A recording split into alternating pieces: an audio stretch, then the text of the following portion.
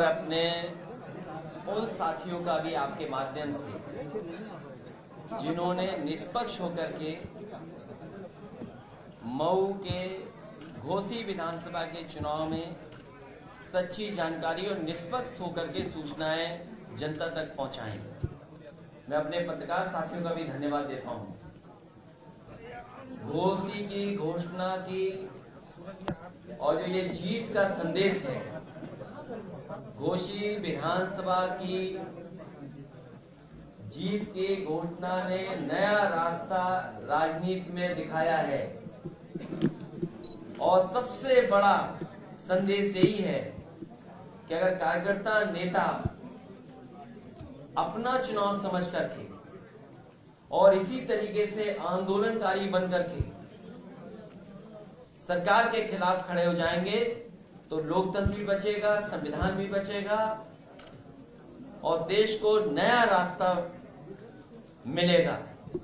मुझे उम्मीद है कि जिस तरीके से घोसी विधानसभा की जनता ने मतदान किया है और देश को संदेश दिया है, आने वाले समय में ऐसे ही परिणाम होंगे जब किसान, बुनकर भाई और पीडीए मिलकर के सहयोग करेगा, मदद करेगा, तो परिणाम लोकसभा के 2024 के भी नए होंगे।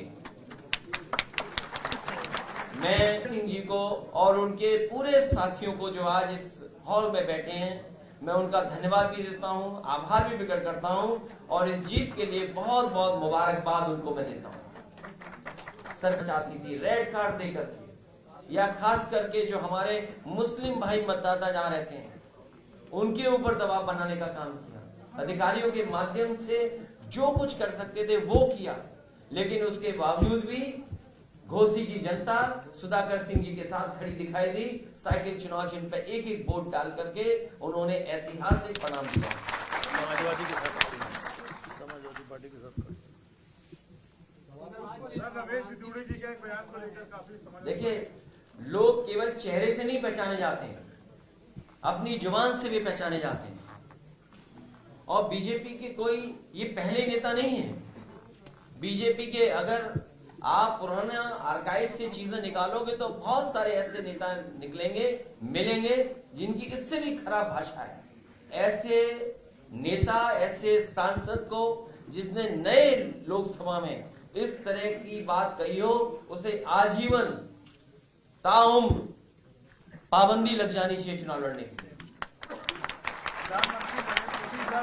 बनारस आए हुए हैं, तो देखिए, बनारस आए, क्यूटो से नहीं आए ना भाई। वादा तो इस बात का था ना कि क्यूटो होगा, लेकिन उत्तर प्रदेश की सरकार ने क्यूटो ही नहीं बनने दिया। ये उनकी बात है। INDIA की सीटों को लेकर क्या, INDIA नहीं, इंडिया की सीटों को लेकर समाजवादी पार्टी का स्टैंड क्या है? समाजवादी पार्टी का स्टैंड क्लियर है। लोकतंत्र बचाना है, संविधान बचाना है, बाबा साहब भीमराव अम्बेडकर जी के रास्ते पर, डॉक्टर राम मनोहर लोहिया जी के रास्ते पर और नेताजी के संघर्ष से रास्ते पे चल करके देश को बचाना है, लोकतंत्र को बचाना है। समाजवादी पार्टी कितनी सीटें मांग रही है? और इसके अलावा समाजवादी पार्टी सीटें नहीं मांग रही, समाजवादी पार्टी सीटें दे रही है।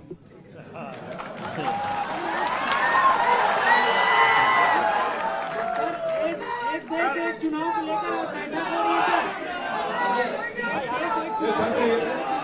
हो रही है।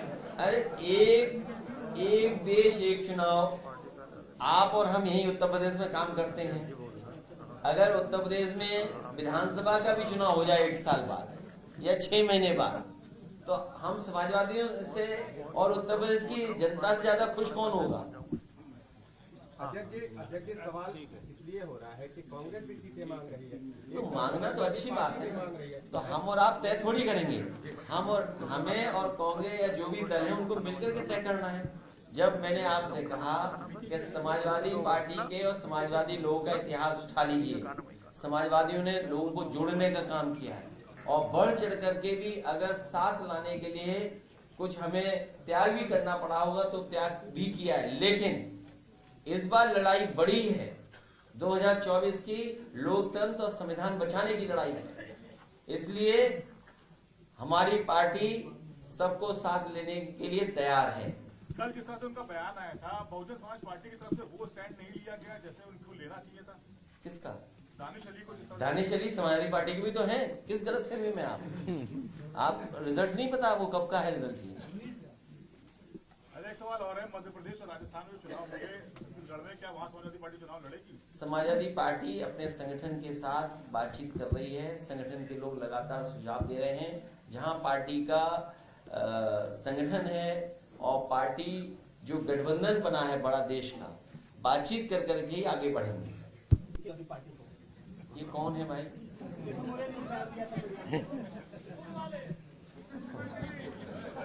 एक लोहा लोहे को काटता है। बीजेपी की रणनीति जान लो, समझ लो क्या है। इसलिए बीजेपी पे सोचिए, उसी के बारे में तय करिए। यहाँ पर हार हुई है मुख्यमंत्री जी की। आप गलत फहमी मत रहिएगा। आप एड के हिसाब से सवाल मत पूछिए। अमेठी में संजय गांधी अस्पताल का लाइसेंस रद्द कर दिया गया। वरुण गांधी उप मुख्यमंत्री को पत्र लिखे। अच्छा, जो अस्पताल चल भी रहे वहाँ इलाज मिल रहा है क्या? आप लोहिया में चले जाइए, क्या इलाज मिल रहा है? पीजीआई में कल मैं होकर के आया हूँ, क्या दुर्दशा है सोचिए आप। आज गरीब को इलाज नहीं मिल पा रहा है। और ये सरकार बताए कि 10 साल में गरीब के लिए अगर कोई जिला अस्पताल बनाया हो तो बता दो। जो समाजवादियों ने एम्बुलेंस भी चलाई थी उसको भी बर्बाद कर दिया उन्होंने। अगर एक भी जिला अस्पताल बनाया हो जहां पर गरीब का इलाज हो रहा हो तो हमें सरकार बताए।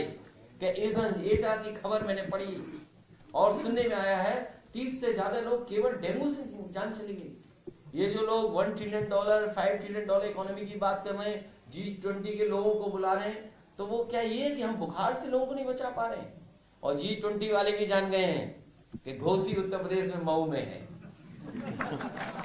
जी पर घोसी। ये समाजवादियों ने सुझाव दे दिया, उसी की वजह से बन रहा है स्टेडियम। आप सदन की कार्रवाई निकालिए। हुए हैं, सोचिए कितना पैसा खर्च हुआ होगा। और फ्रांस के अगर कोई टूरिस्ट आए और उसका पति अपनी पत्नी के बीमार होने पर एम्बुलेंस के लिए मांग कर रहे हैं यहाँ पर। आप दुनिया के दूसरे देशों को दिखाना चाहते हो कि हम इतना ताकतवर देश बन गए और एक मामूली एम्बुलेंस नहीं दे पा रहे आप एक टूरिस्ट के इलाज के लिए। इससे ज्यादा खराब बात क्या हो सकती है? इससे चली जाए।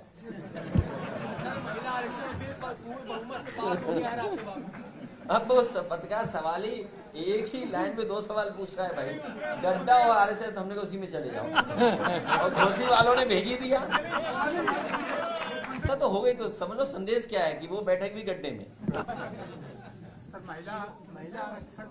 समाजवादी पार्टी साफ है। पिछड़ों को और मुस्लिम अल्पसंख्यक उन समाज के लोगों की भी भागीदारी हो। और जो सुझाव नेताजी ने दिया, समाजवादी पार्टी का पक्ष रहा कि पार्टी बेस्ड भी होना चाहिए रिजर्वेशन, हम उसी पक्ष में आज भी।